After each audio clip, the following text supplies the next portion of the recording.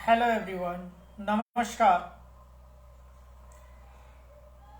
दुनिया में ऐसा एक भी धर्म नहीं जहाँ लड़कियों के लिए अमानवीय प्रथा की शुरुआत की गई हो। और जहाँ तक मेरा अवलोकन है कि लड़कियों खूबसूरत लड़कियों को हासिल करने के लिए जितनी अमानवीय प्रथा की शुरुआत की गई है वो पूरी दुनिया को शर्मसार करने वाली है। चाहे भारत के संदर्भ में अगर मैं बात करूं तो आम्रपाली की कहानी से आपको क्या संदेश मिलता है, उस समय की क्या झलक मिलती है। आम्रपाली को नगरवधु की संज्ञा देना या नगरवधु जैसी प्रथा की शुरुआत करना, ये क्या दर्शाता है। आज भी एक लड़की को हासिल करने के लिए विभिन्न तरीके के लालच का इस्तेमाल किया जाता है। ये आज की मानसिकता को क्या दर्शाता है। समय कल भी हासिल करना ही था। अतीत की बातों को अगर मैं समझने के प्रयास कर रहा हूं तो एक लड़की को हासिल करने के लिए इंसान क्या क्या कुछ नहीं करता, और ये शायद प्रकृति का नियम ही है। और इस नियम के तहत हम कुछ मानवीय व्यवहार करने से भी नहीं चूकते। लड़कियों की मानसिकता का हम सम्मान भी नहीं करते कि आप जो चाहते हो वो सामने वो चाहती है या नहीं है।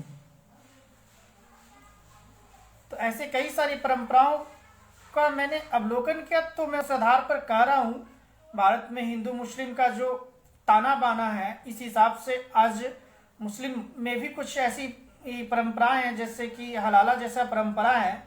वो है क्या, क्योंकि मैं जिस समाज में रहता हूँ वहाँ दो ही धर्मों का मुख्यता है। तो ये जो हलाला जैसा जो प्रथा है क्या, एक लड़की को हासिल करने का अमानवीय प्रथा ही तो है। माना कि पश्चिमी जगत को मैं अभी नहीं जानता, ईसाई धर्म के बारे में मैं मेरी ज़्यादा जानकारी, पर वहाँ भी कई ऐसी कहानियां मैं पढ़ा हूँ जहाँ लगता है कि हासिल करने के लिए आप कुछ भी कर रहे हो।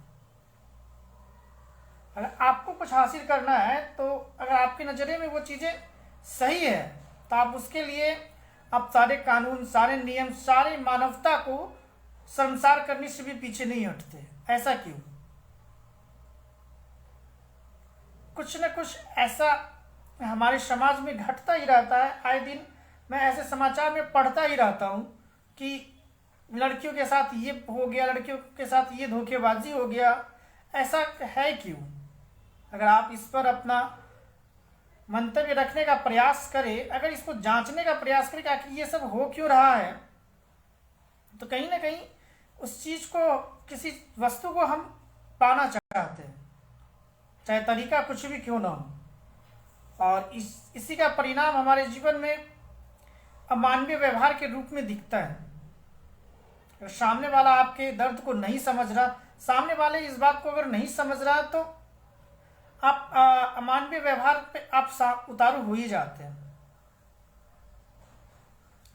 तो कहीं ना कहीं आप लड़कियों को बहुत कुछ सीखने और समझने की जरूरत है, लड़कों की जरूरतों को समझने की जरूरत है।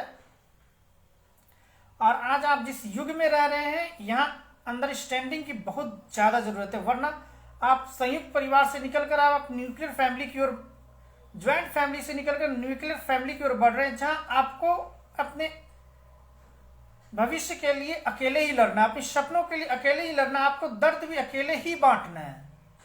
चाहे लड़का या लड़की, इसमें कोई मैटर नहीं करता, लेकिन अमानवीय व्यवहार कहीं ना कहीं आपको अंदर तक तोड़ देता है। और इतना तोड़ देता है, इतना तोड़ देता है कि आपको लौटने में सालों लग जाते हैं, फिर भी आप नहीं लौट पाते। तो ख्याल रखिए अपना, जो गलत है उसका विरोध वहीं पर करना सीखिए, बाद में आपको अवसर नहीं मिलता। हो सकता है विरोध में विरोध तो लोग करेंगे ही, विरोध का ही लोग विरोध करते हैं। जिस बात का विरोध होता है उसी का लोग विरोध भी करते हैं। Thank you.